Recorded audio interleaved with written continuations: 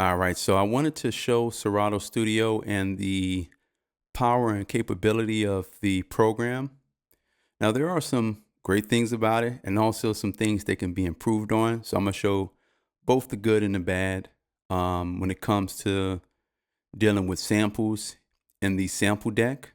Right now, I'm just going through on my slab and going through some samples and some of my car samples, and I'm going through the trap soul. Found out this one.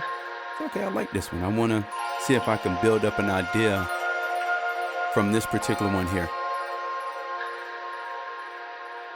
Okay, I'm gonna take myself off camera and I'm gonna play it on the slab so you can hear what it sounds like.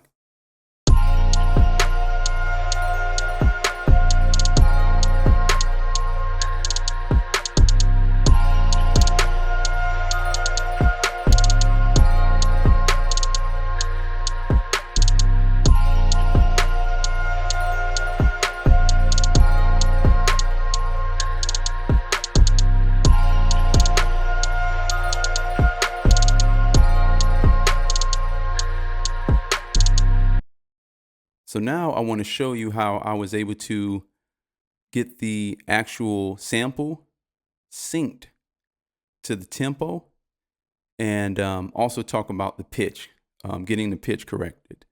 Because that's one thing that I ran into an issue with, and I'm going to show you a way around it. So I'm going to go ahead and go to my grid. We're going to clear this one out. So to zoom in, and I'm going to set this as the grid start, right? And as you can see, that's the first bar, and this is the second bar. These are the beats right here. What you're doing is pretty much aligning the sample up so it can match. So let me zoom out again. You just simply grab this one, and as you can see, it kind of adjusts itself to that. I'm going to scroll over some more so I can get it. About right there. And I'm going to zoom in a little bit more, scroll over. The 3 to actually hit about right here. Right? And you can see it kind of guessed the tempo to be 64, which is close to this, right? Close to 130. And if I were to double time it, see, it's going to get close. You see? It's going to get really close. So I wanted to, like, if I was to keep it at half the speed and play the sample, let me take myself off screen again.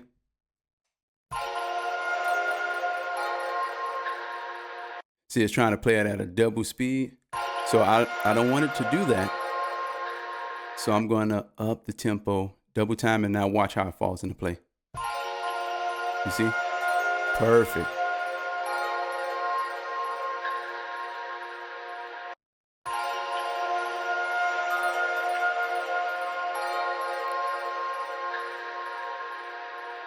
This is really powerful. And then you can save it. Once you have it set, you can save it. Now, if you were working with multiple parts here, let me zoom back out.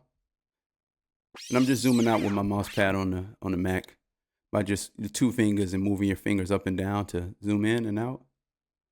And if I wanted to lock this here so this doesn't be affected when I move this half of it. Once I'm here, let me go back over. And I'm on that particular one here. Let me zoom in a little closer. Move over.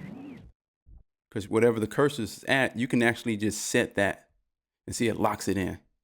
You see how this is in red? And if I go to that one's in red. So if I was to move anything outside of here, only this half will move. You can see, and you could kind of, like I said, line it up to the grid, which I really like about that. So I'm just going to move it here just to show you how it looks. I'm going to undo it though. So that's one great thing I really like about Serato, about this beat grid. And then you can save it. And that's saved to the file. So now when I play the sample again, right on time.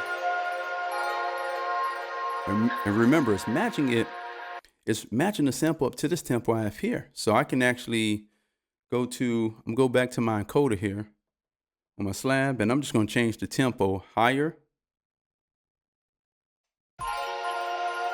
See, it's going to speed it up, which that's a great feature I really like about it.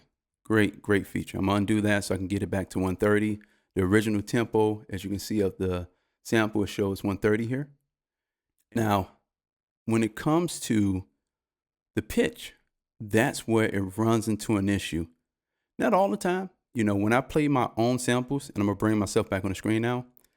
When I play my own samples into this, like I play my own keyboard parts, and I load them in here, it does a pretty good job. Like piano, vocals, bass, it's analyzing the file. So it's analyzing it to try to detect the key. It's able to do that pretty good with sounds that doesn't have a lot of, let's say, reverb and effects and ambient sounds, we'll say. So it has a little trouble detecting it. As you can see, this is an A sharp minor.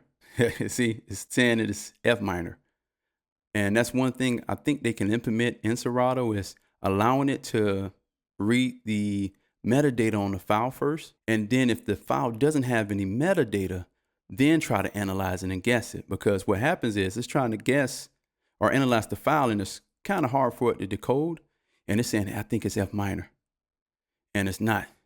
It's A sharp minor, right? It's already in the person already put in the information, the metadata in the file, even 130. So that's why I know, okay, this is 130, A sharp minor. So if I turn on sync, it's going to try to tune it down to match the A sharp minor when reality is already A sharp minor, right? So if I was trying to sync multiple samples together, that's when you will run into an issue. You know, you might get another sample and they might have the metadata already there and you're loading it, and guess what? It's resyncing it and not getting it correct. So I'll give you an example right now. I'm gonna play this back.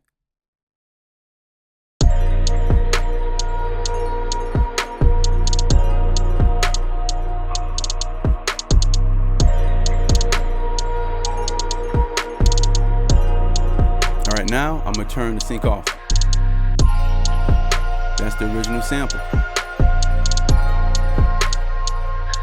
If they can make it where it can read the metadata first, and if it doesn't have metadata on the file, like the one I'm working with here, then it tries to analyze it to try to guess the key. I'd rather have it that way so I know, okay, when I throw a sample in here, it's using that metadata first. And then if it doesn't have metadata, then it tries to analyze it.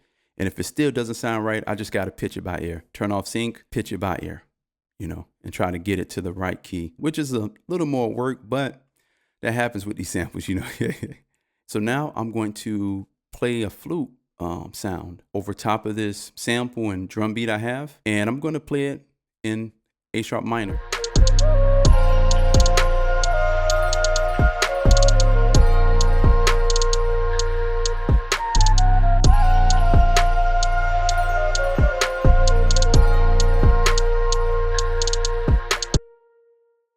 Man, it's right on point. Now, if I was playing an F,